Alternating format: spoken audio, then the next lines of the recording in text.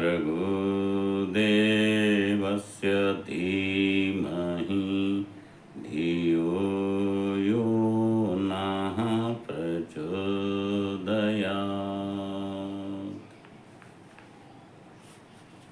देवियों भाइयों, आज का हमारा स्वाध्याय से संबंधित स्वाध्याय के बारे में अखंड ज्योति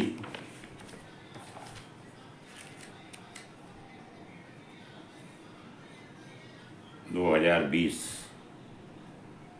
अखंड ज्योति, इसमें से स्वाध्याय से सवारे जिंदगी, हमको अपनी ज़िंदगी को कैसे संवारना है इस बारे में अध्ययन करेंगे। स्वाध्याय का गूढ़ रहस्य जानेंगे।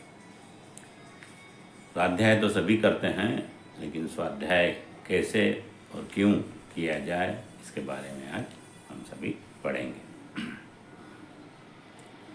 स्वाध्याय हम सबका सामान्यतया किसी भी पुस्तक को पढ़ना भर मान लेते हैं और अपने पसंदीदा विषय की पुस्तकों या पत्रिकाओं का पठन करते हैं, किंतु स्वाध्याय के यथार्थ उद्देश्य, महान प्रयोजन और फलश्रुतियों को न समझ पाने के कारण इसे अपने जीवन का अभिन्न अंग नहीं बना पाते।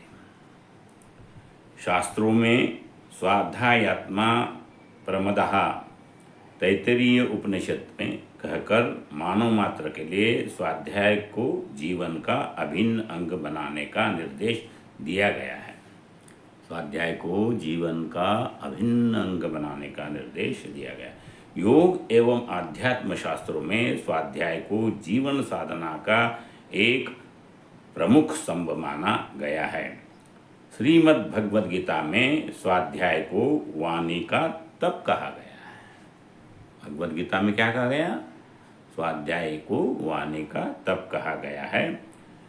छांदोग्य उपनिषद में स्वाध्याय को धर्म के प्रमुख स्तंभों में एक माना गया है। पातंजल योग सूत्र में स्वाध्याय को क्रिया योग का एक प्रमुख अंग माना है और सतत स्वाध्याय की फलश्रुति को इष्ट की प्राप्ति बताया है।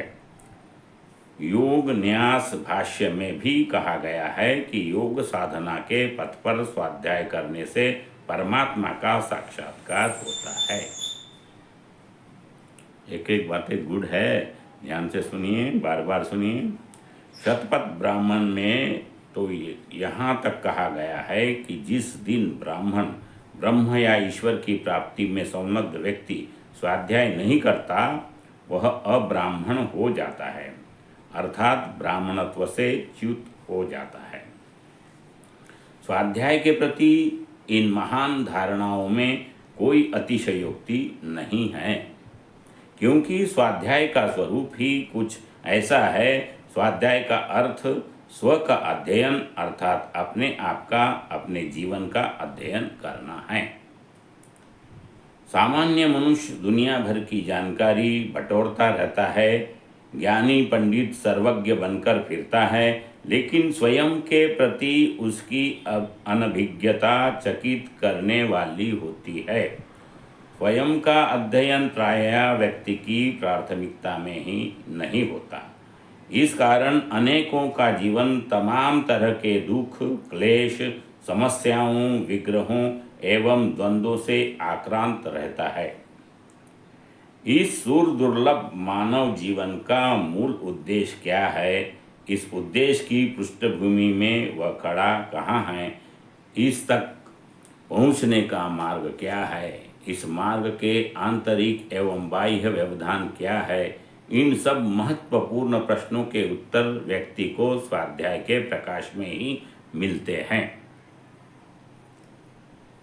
श्रेष्ठ ग्रंथों एवं अधिकारी मनुष्यों द्वारा रचित साहित्य के साथ व्यक्ति जब चिंतन, मनन एवं विचार करता है तो उसके विवेक चक्षु जागृत होते हैं। आंतरिक जीवन के अंधेरे कोनों में प्रकाश की किरणें पड़ती है और जीवन का प्रकाश पूर्ण मार्ग प्रशस्त होता है। स्वाध्याय का यह लाभ पाने हेतु उचित साहित्य का चयन अभीष्ट होता है। तभी स्वाध्याय या यथार्थ प्रयोजन पूरा होता है और इससे जुड़ी फलश्रुतियाँ एक एक कर अनावृत्त होने लगती है।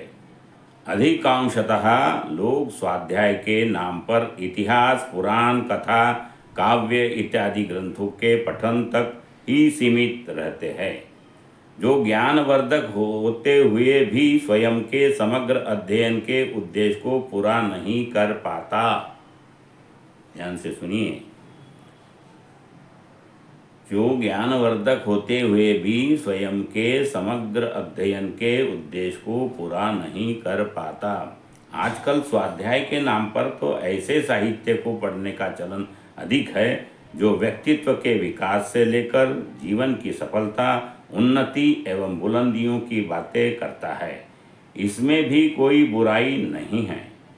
एक स्तर तक स्वयं को जानना व आगे बढ़ने के लिए ऐसा साहित्य उपयुक्त रहता है, लेकिन स्वाध्याय के मूल प्रयोजन को देखते हुए इसकी भी अपनी सीमाएं हैं।